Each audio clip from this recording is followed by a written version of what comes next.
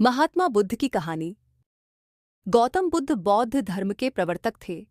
उनका जन्म 483 ईस्वी पूर्व तथा महापरिनिर्वाण 563 ईस्वी पूर्व में हुआ था।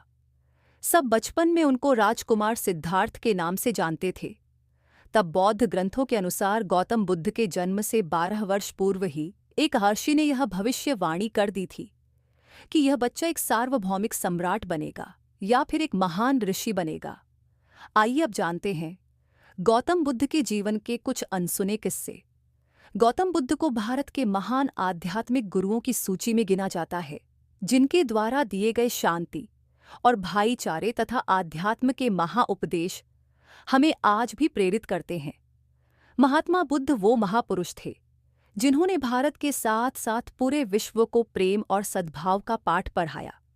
एक महाप्रतापी और धन धान्य से समृद्ध राजा के घर जन्म लेने के बावजूद उन्होंने पारिवारिक मोह माया का त्याग किया और सन्यास का मार्ग अपनाया। सन्यास और तपश्चर्या के मार्ग पर चलते हुए उन्हें जिस अमूल्य ज्ञान की प्राप्ति हुई, उसका पाठ उन्होंने पूरी दुनिया को भी पढ़ाया। महात्मा बुद्ध आगे चलकर बौद्ध धर्म के प्रवर्तक बने, जिसके आज विश्व भर में 47 करोड़ अनुयायी हैं। महात्मा बुद्ध द्वारा सैकड़ों वर्ष पहले दिए गए उपदेश आज भी प्रासंगिक है।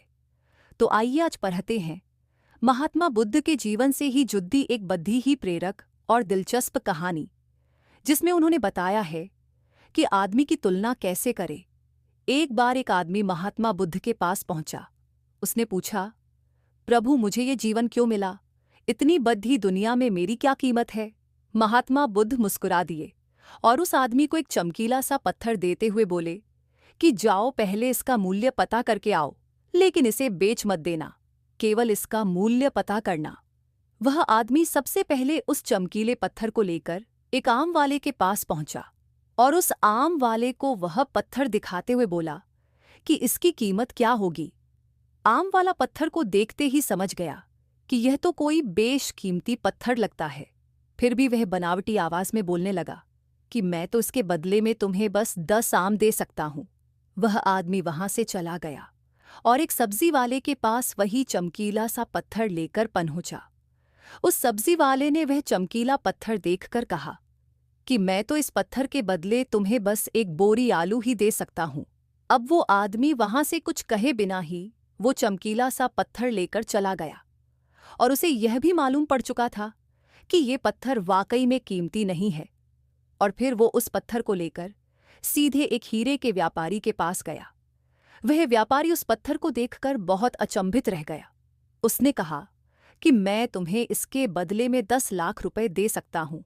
उस व्यापारी की यह बात सुनकर वह आदमी महात्मा बुद्ध के पास जाने के लिए मुद्दा ही था कि व्यापारी ने आवाज लगाई कि मैं तुम्हें इसके बदले में 50 लाख रुपए देने को भी तैयार हूं। लेकिन वह आदमी ने उस व्यापारी की तेज आवाज को सुनकर भी अनसुना सा कर दिया और आगे बढ़ने लगा। व्यापारी ने गिड़गिड़ाते हुए फिर से आवाज लगाई कि तुम मुझे बस वो हीरा दे दो, बदले में तुम जितना धन चाहो मैं देने के लिए तैयार हूं। आदमी फिर भी नहीं माना और महात्मा बुद्ध के पास लौट गया और उन्हें वह पत्थर वापस कर दिया और पूरा वृत्तांत महात्मा बुद्ध को बताया। तब महात्मा बुद्ध मुस्कुराकर बोले, उस आम वाले ने तो इसका मोल 10 आम ही लगाया और सब्जी वाले ने एक बोरी आलू ही लगाया। बस हीरे के ही व्यापारी ने कहा कि ये अनमोल है। इस पत्थर के गुण जिसने जितने समझे उसने उतने मोल लगाए। ऐसा ही ये जीवन है। हर आदमी एक हीरे के समान है।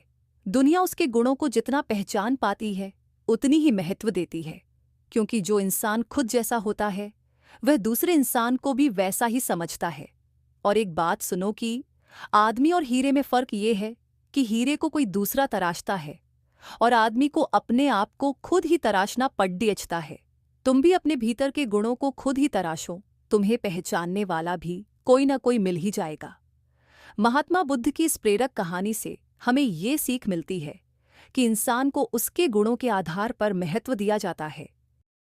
दोस्तों, आपको ये कहानी कैसी लगी हमें कमेंट करके ज़रूर बताएं। ऐसी ही ज्ञानवर्धक वीडियो के लिए हमारे चैनल को सब्सक्राइब करें, वीडियो को ज़्यादा से ज़्यादा शेयर और लाइक करें। धन्यवाद।